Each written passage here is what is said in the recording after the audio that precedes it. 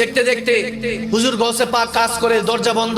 এখন দেখে কি ব্যাপার, দরজা যখন বন্ধ হয়েছে 1 দিন 2 দিন 3 দিন 4 দিন পার হয়ে যায়, দরজা খুলে না।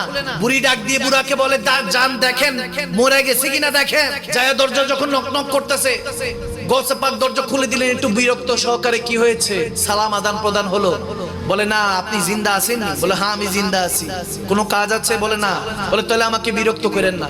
বলে 3 দিন 4 দিন দরজা বন্ধ, বিরক্ত করবো না আপনারে? আমাদের টেনশন হয়তো, হুজুরকে কি জবাব দিব? বলে না আমি ঠিক আছি, বিরক্ত করবেন না। আবার দেখতে দেখতে এরকম মাস 2-1 পাড়ি দেওয়ার পর দেখতেছে, একদিন দেখতেছে সপ্তাহ পার হয়ে গেল, 1 সপ্তাহ হয়ে গেছে, দরজা খোলে নাই, কোনো খাওয়া নাই, লেনা নাই, দেনা নাই, কোনো অবস্থা নাই। বুড়ি বলতেছে বুড়াকে, যান খবর নেন, মনে হয় আজকে সত্যি সত্যি মারা গেছে, যান খবর নেন। দরজা নক নক হলো, দরজা খুলে গেল। হুজুর গৌসে পাক বলে কি হয়েছে? সুবহানাল্লাহ। বলে কি হয়েছে মানে মাথা খারাপ হয়েছে আর কি। এগুলো কোনো কথা? আপনি দরজা বন্ধ করলে খুলেন না, 1 সপ্তাহ খবর নাই।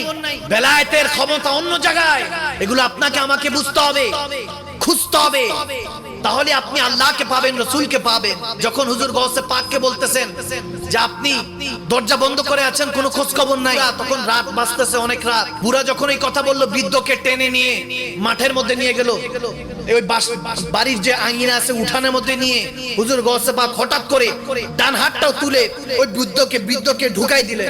ঢুকাই যখন দিলেন, চাদর তুলে ওই বৃদ্ধকে ঢুকাই দিলেন। ঢুকাই যখন দিলেন, চাদর ছিল, ঢুকাই দেওয়ার পরে গৌসে পাক আব্দুল কাদের জিলানী ওই বৃদ্ধকে বলতেছেন, বলেন কই আছেন?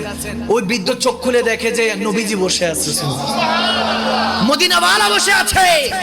দেখেন এরকম মজলিস, চারপাশে সব নুরানি মানুষ, এক জায়গায় সিদ্দিক আকবর, ওমর ইবনুল খাত্তাব, সুবহানাল্লাহ, আহলে বায়াতের সদস্যরা, ইমাম হাসান হোসেন, অনেকে বসে আছে।